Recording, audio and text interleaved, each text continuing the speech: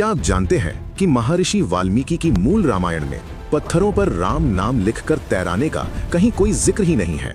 जी हाँ, जिसे हम सदियों से एक चमत्कार मानते आ रहे हैं, वो असल में दुनिया का सबसे बड़ा प्राचीन इंजीनियरिंग सीक्रेट है, राम सेतु। जरा लॉजिक लगाइए, अगर सिर्फ नाम लिखने से पत्थर तैरने लगते तो वानर सेना का कोई भी सैनिक समंदर में पत्थर फेंककर पुल बना लेता। फिर इस काम के लिए सिर्फ नल और नील को ही क्यों चुना गया? और सबसे बड़ा सवाल, मान लीजिए पत्थर तैरते भी थे, लेकिन उफनते समंदर में वो लहरों के साथ बह जाते। उन हिलते पत्थरों पर पूरी सेना टिकती कैसे? और क्या कोई भी सच्चा भक्त अपने आराध्य श्री राम के नाम पर पैर रखने का पाप कर सकता था? बिल्कुल नहीं। तो फिर ये अभेद्य सेतु बना कैसे? रहस्य छिपा है नल नील में।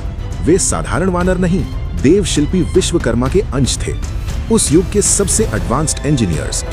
उन्होंने समंदर में सीधे पत्थर नहीं फेंके। वाल्मीकि रामायण के अनुसार उन्होंने सबसे पहले साल और अश्वकर्ण के विशाल वृक्षों को काटकर समंदर के तल पर एक मजबूत बेस बिछाया, जिसे आज की मॉडर्न साइंस फैसिन मैट्रेसिंग कहती है।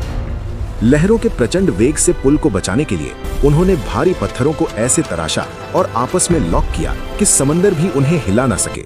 इसे आज ड्राई स्टोन मेसनरी कहा जाता है। और बिना किसी मॉडर्न जीपीएस के समंदर पर 48 किलोमीटर लंबी एकदम सीधी रेखा मापना, निश्चित ही उनके पास उस युग की ऐसी हाईटेक मशीनरी थी जिसे आज का विज्ञान समझ ही नहीं पाया है। उन्होंने जानबूझकर समंदर का वो उथला हिस्सा चुना जहां लहरें सेतु को तोड़ने के बजाय अपनी रेत से उसे और मजबूत कर दें, जिसे विज्ञान टोम्बोलो इफेक्ट कहता है। रही बात तैरने वाले पत्थरों की, तो विज्ञान उन्हें प्यूमिस स्टोन्स मानता है। नल नील को पत्थरों की डेंसिटी का सटीक ज्ञान था। श्री राम चाहते तो एक बाण से समंदर सुखा सकते थे, पर उन्होंने चमत्कार नहीं, विज्ञान और अथक परिश्रम को चुना। अगर आपको लगता है कि मैं झूठ बोल रहा हूँ या मेरी बातों में कोई सच्चाई नहीं है, तो कमेंट बॉक्स खुला है। हिम्मत है तो वाल्मीकि रामायण का वो एक श्लोक निकाल कर दिखा दीजिए जहाँ पत्थर तैरने की बात लिखी हो। और ऐसे ही इंटरेस्टिंग लॉजिकल वीडियोस के लिए अभी लाइक एंड सब्सक्राइब करें।